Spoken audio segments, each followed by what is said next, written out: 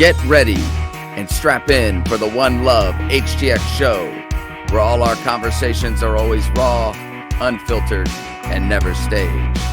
We can also be found on Instagram, all major streaming platforms, and westcliff.org. Check us out at onelovehtx.org for more info or ways to support the show. Now get ready to dive into conversations you won't always have in church with your hosts, Joshua Duffy and Daniel Salsi.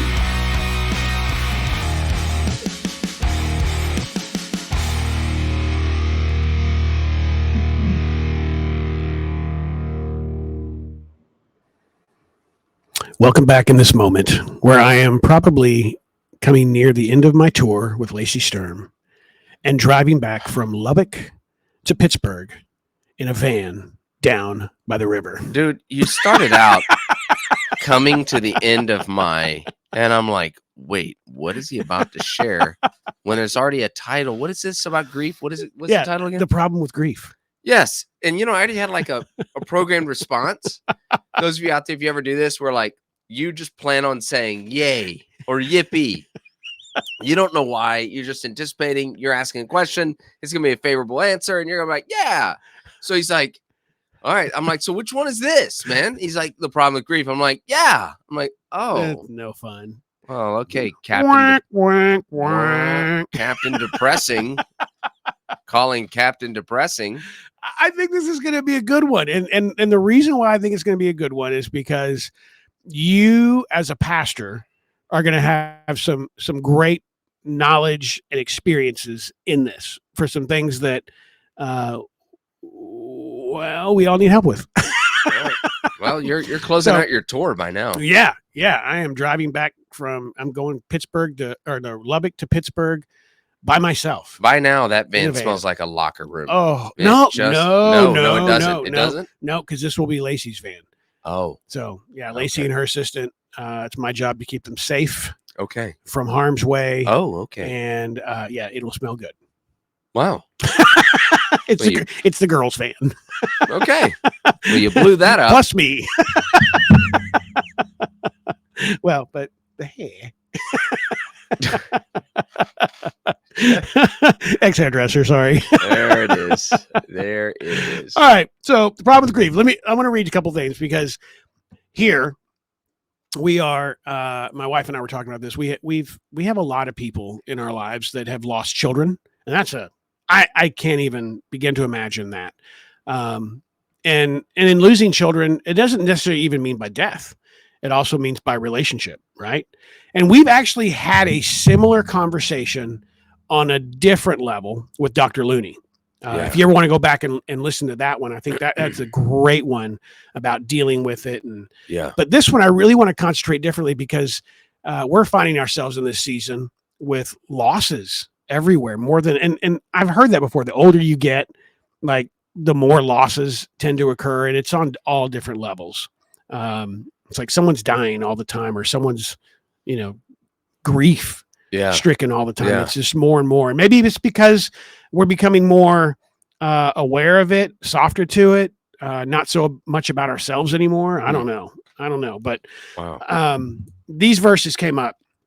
My wife had sent them to me, and they're great. But in the moment, when you've got someone dealing with it, like Matthew 4, someone who has lost someone on any level, and you say, blessed are those who mourn, for they will be comforted, right? Not taken well all the time. Yeah. Revelations 21:4, he will wipe away every tear from their eyes. Death will be no more. Mourning and crying and pain will be no more, for the first things have passed away. And 1 Peter 5:7, cast all your anxiety on him because he cares for you. So again, we've had a conversation with Dr. Looney dealing with it with ourselves, but now it's, how do you become how are you a friend? How are you just an ear? Yeah. And knowing as a pastor, this probably happens to you often. Yeah. In a church realm or church setting where you're dealing with your, what do you call them, parishioners here? No? Yeah, sure. or I don't know that I've ever said I believe that is the reason I hesitate is I believe that is technically what they are called. I don't know that I ever called them that. And I only say that because I had a great friend in California who's Lutheran, and I would always hear about like the parish, the parishioners, and I was like, that's interesting. I want to be a parishioner. I'm going to call you whenever you're on this closing leg. I'm out to see one of my parishioners right now. But I think that's what they're called. Yeah, that's a cool name. I want to be a parishioner. Can I be a parishioner? Yeah, you just I don't know how that what makes you I don't know. That could be a whole other episode. All right. Okay, so what obviously you're not going to take pain's real. Grief is real. It hurts. How do you comfort someone in these times? And you've got probably two, right? You've got those that believe and understand. And again, we've had this whole conversation knowing our identity, but not just ours, knowing God's identity. And if you get that, if you grasp that, things are easier to take. I don't care what kind of grief it is. You can throw the whole, I don't understand it, but I trust it, God. But still, when you're in it, it hurts. Yeah, it hurts. So how do we deal with this with friends, family? You're like 6 minutes and 7 minutes into this, or it's over, done. I'm just gonna be quiet. You know what?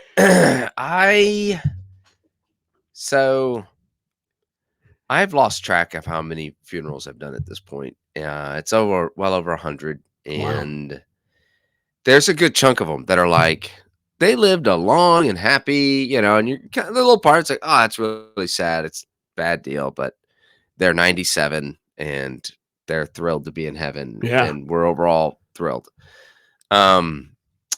That's one thing, but some of the other ones that are suicide, things that people maybe put into their body that led to their death, to that kind of situations that I have walked in on or was present for. And I would say that number one, and I don't know if this is helpful for anyone who's in my shoes for a situation, I really didn't say a whole lot. And I didn't say a whole lot because the situation is so intense and so rip your heart out that there isn't a lot to say. Matter of fact, I don't know that there's any words that work. And, a lot of times what we would talk about in ministry is what's called a ministry of presence. Mm-hmm.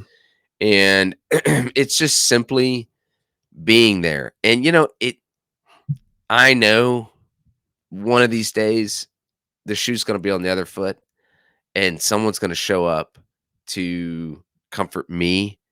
Those days are coming. They haven't necessarily hit me yet. But I know that they're coming.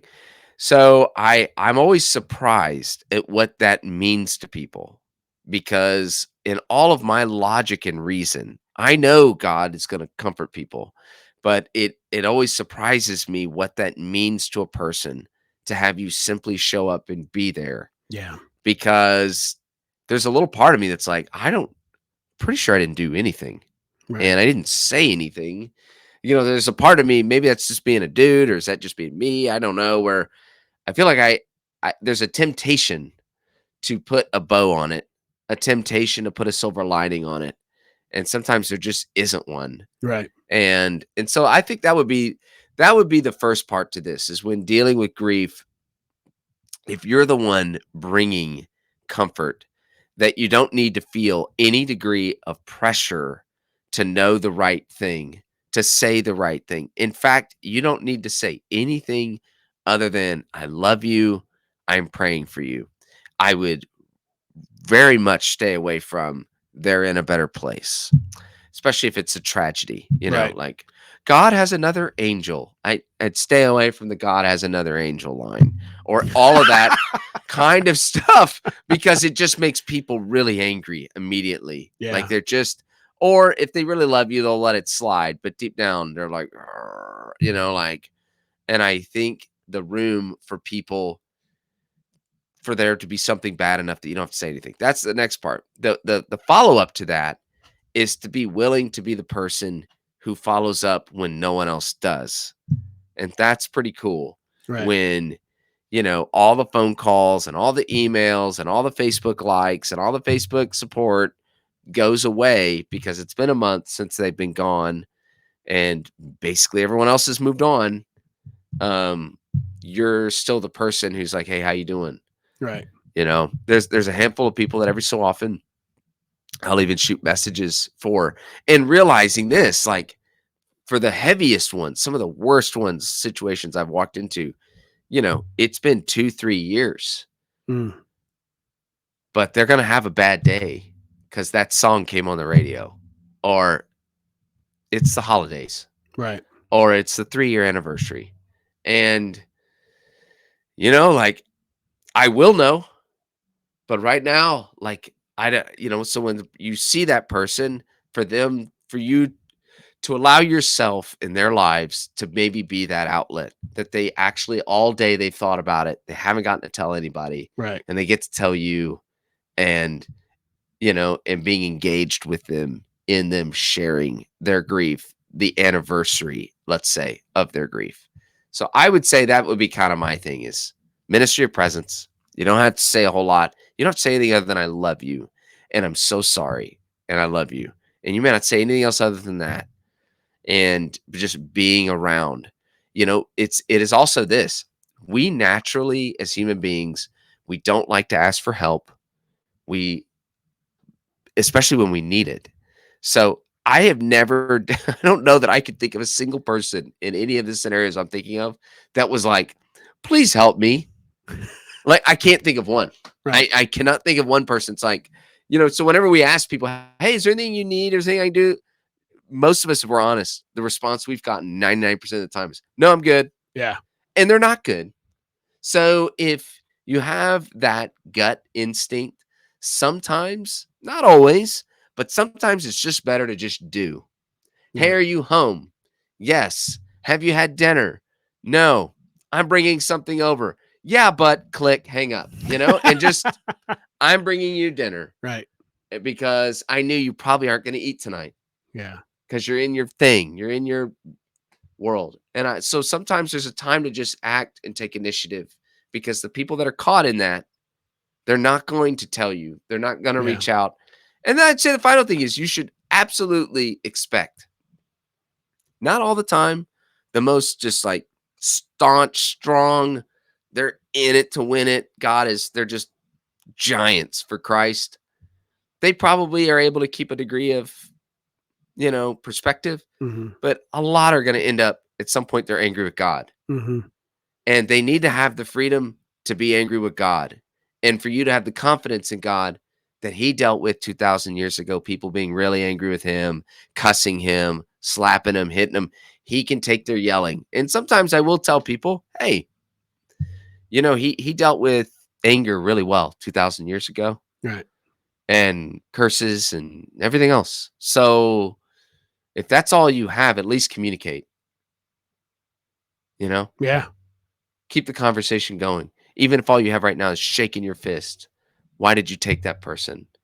I would rather you ask him, why did you take that person, than stop asking at all. Wow. That's good stuff. I know this is heavy. I promise to never do this to you again. How dare you, sir? And it's all right. No, but here it's funny because you say that, because I remember grief, and we didn't lose. It was scary.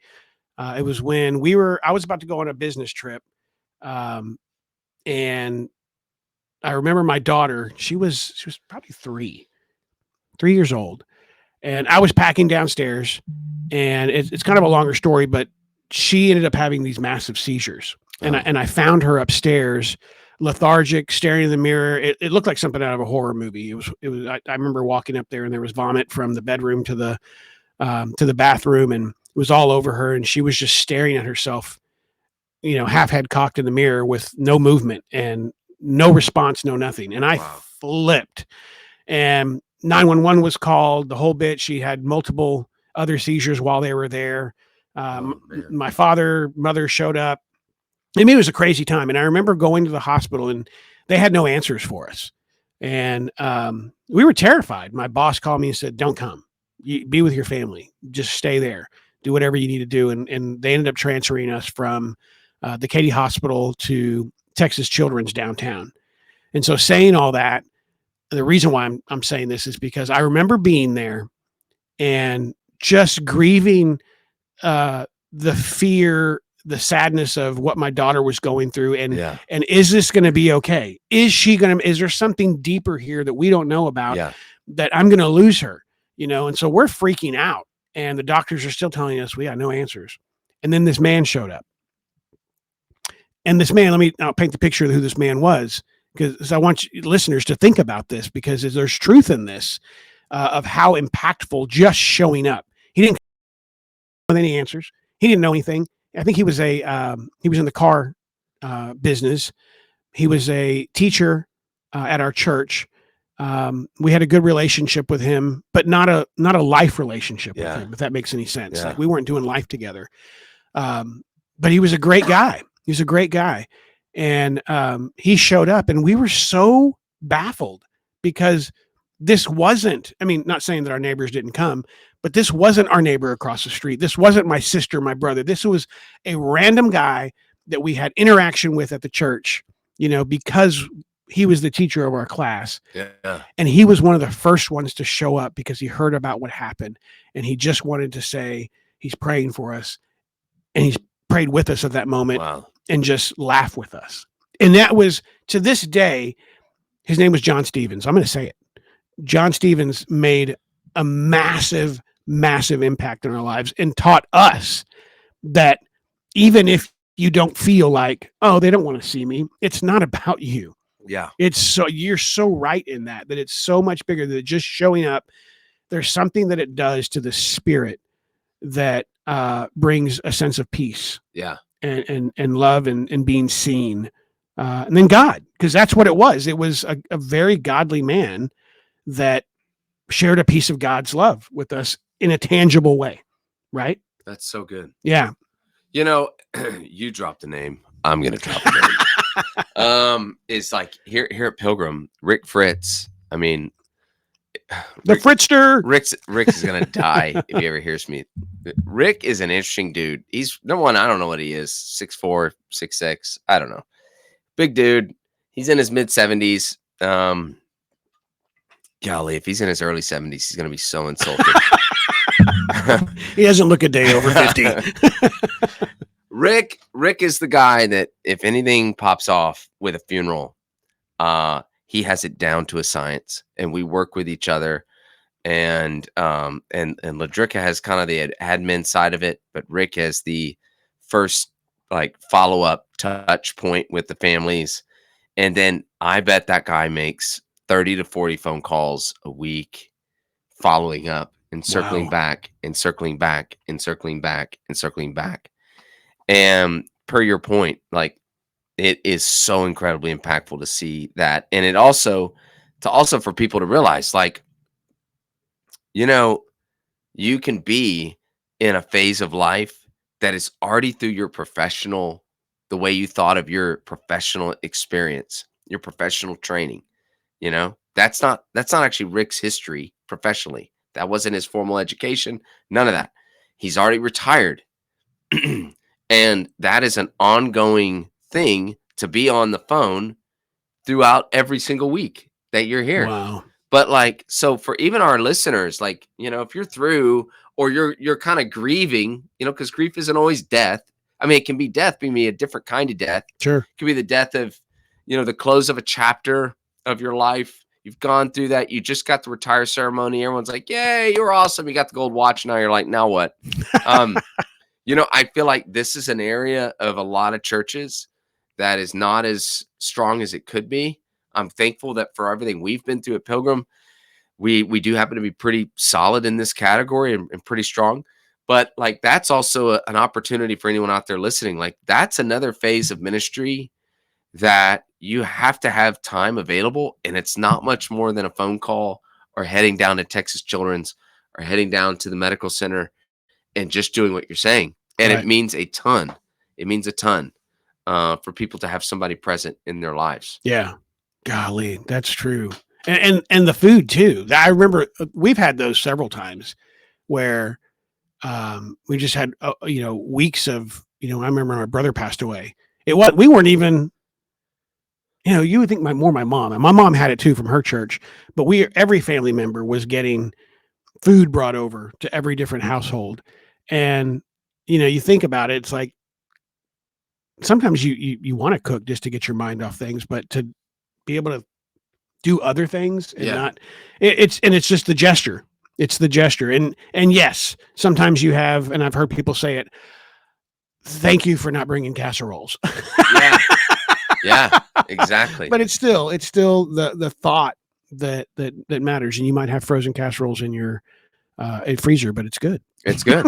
Well, and like now we can even look at this from the other side, which is would it be the grievee? Is that griever? The griever. I should have. The grievee. The grievee is the person. I should have gotten a thesaurus. Thesaurus. Because the flip side is the grieverette. The grieverette. That feels wrong, but what does it matter? You're on the final leg of your tour, right? Yeah, in a good smelling van. It doesn't even stink, so whatever. I think it's quite profound that Jesus would mourn the death of a good friend. And I always thought that one story was so interesting. It's like he let it ride with Lazarus, and by waiting the number of days that he waited, it would have made Lazarus ceremonially unclean. Right. So clearly, like, speaking of stench, that should have long been set in, like that was already going to be part of the process. And what's interesting is that's when you see Jesus weeping. He's crying. When Jesus rides into Jerusalem, everyone's like, yeah, it's great, Son of David. Like they're all pumped because he's going to save them, and Hosanna. And we call that Palm Sunday in the church today. Back then it was Lamb Selection Sunday. And Jesus knows that they're choosing him. They think this week that they're picking him because he's their hero. Mm-hmm. But he already knows in 5 days, you're going to turn from saying I'm awesome to saying crucify him. Mm. And Jesus is we see in the Gospels when he's riding into town, he's weeping. And that had to have been a bizarre visual, and whether anyone even caught it, actually. And he's weeping because he's like, oh Israel, oh Jerusalem, how I would have, taken you in as a hen takes in her mother, Right. takes in her chicks. And it's this very nurturing idea, but you're past that point now. So I think it's also really interesting that our Savior, he grieves. He grieves. My God, why have you forsaken me? On the cross. He knows what it means to lose a friend. Mm-hmm. He knows what it means for cultural expectations and everything else, what that's really going to turn into. Right. An expectation of vitriol and hate. He knows what it means to be on the receiving end of that. He knows what it means, to know true isolation. And so I think even for those of us that are maybe in the midst of grief, that you have a God that you pray to that would experience the depth of humanity. Oftentimes Jesus is moved when he sees people that are like a sheep without a shepherd, we see. And so we have a God that mourns himself. And even Ecclesiastes tells us, like, there's a time for this. Mm-hmm. There's a time to mourn. And so I would even just, share this with folks is, you don't want to get stuck there forever. Right. Of course. But like at the same time, don't hurry through it. And I don't know that it's a linear line. And I think Looney has already, Looney has some fantastic material that's on westcliff.org about this very topic. And I think he has content that you certainly could check out that would affirm that it's not a linear thing. Right. It's not like, well, it's been 7 days, I should feel just a smidge better. It's not, It's not how it goes. And like, it's a process, and it's working through that process. And you're going to feel like you take 3 steps forward, and now today you don't know why it's 2 steps back. And And I think that's part of it too. But it's also knowing that Jesus, even to that level, lived the human experience, which I Right. think is cool. Right. Very cool that Jesus would do that. Yeah, I've actually heard friends who have lost children, 20, 30 years into it. And they said, you never really get over it in this life. You never, like, to your point. Yes, they've dealt with it. The relief of it has come, but there's moments still 30 years later where, like you said, they're doing great. And a song comes on and it reminds them, because we're still flesh here on earth. And, are they tearing sackcloth and falling on the ground and, becoming recluses? No, not anymore. They're growing through it, but we're just really not going to grasp it fully.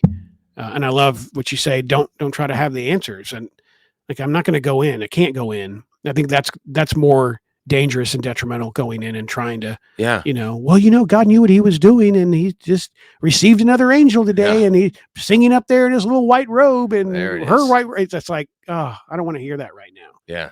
So some people are there, some people are not. I used to like just, when I was younger, I would hear the old people around me be like, I'm ready to go to heaven. And I always used to think, like, what? Like, what is the deal? This is great here. Like, why are you so excited to die? Like, what is the deal? And, it's weird, man. Like, the older I'm getting and like, statistically, I'm like half dead. Okay. But like, you start to realize at some point in the human experience that you reach probably an age where, aside from the fact nothing works right like it used to, right, everyone you knew around you is not here. And so you start, I think that's an interesting thing, is that we are all afforded an opportunity to exist for a while in this mode of thinking this is as good as it'll ever be. This is the high point of existence. This time on this earth is how I'm going to meet all my needs. And, a lot of times it's the oldest people around us that have some of the clearest perspectives, they see it for what it is, which is like, nope, it doesn't last forever. In the blink of an eye, you're already to the tail end of it.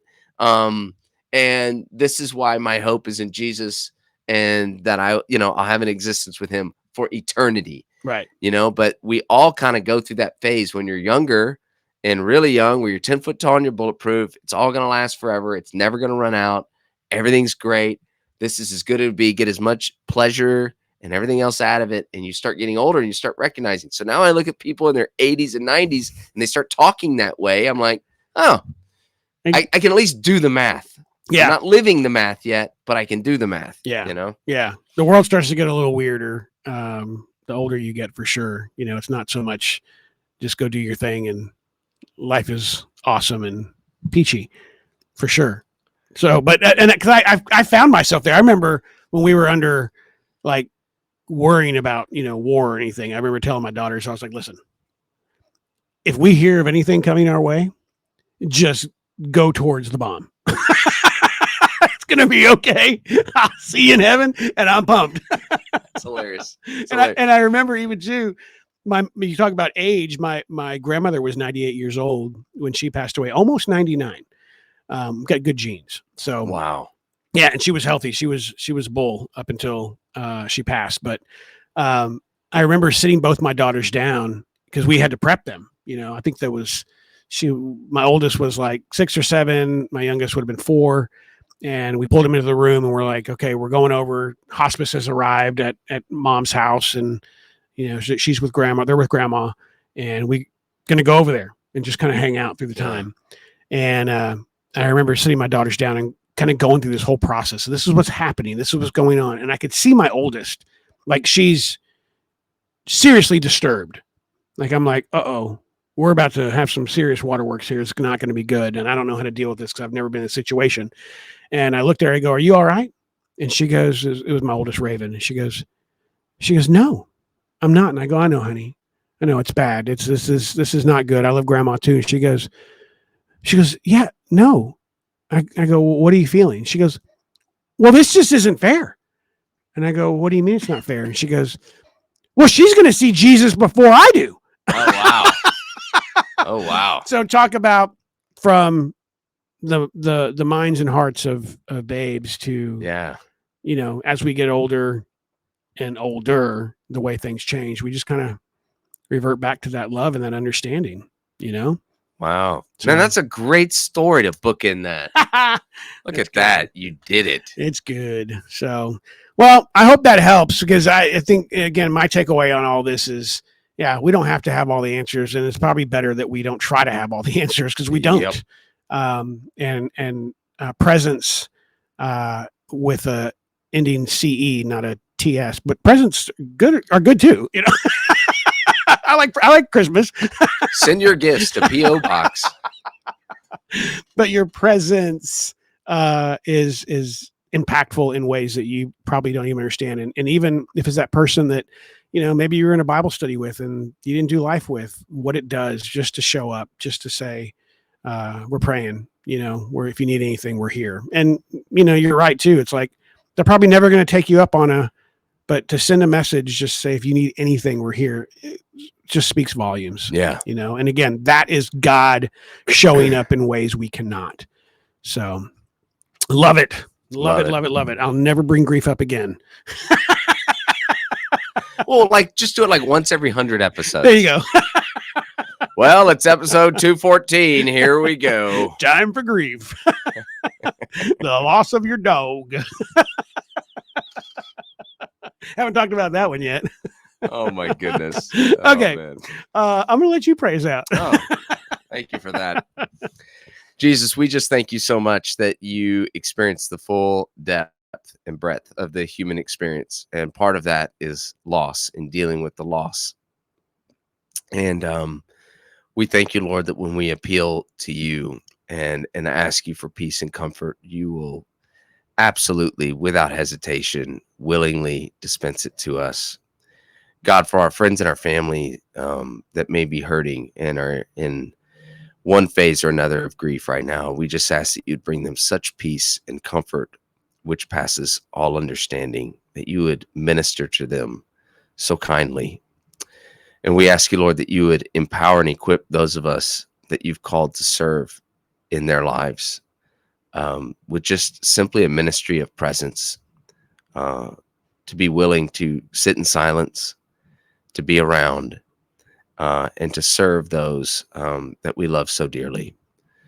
And that when those moments arise, that you would give us the discernment and the wisdom of when to bring about that conversation or that comment that's so deeply needed, and a reminder that you ultimately defeated sin, death, and Satan.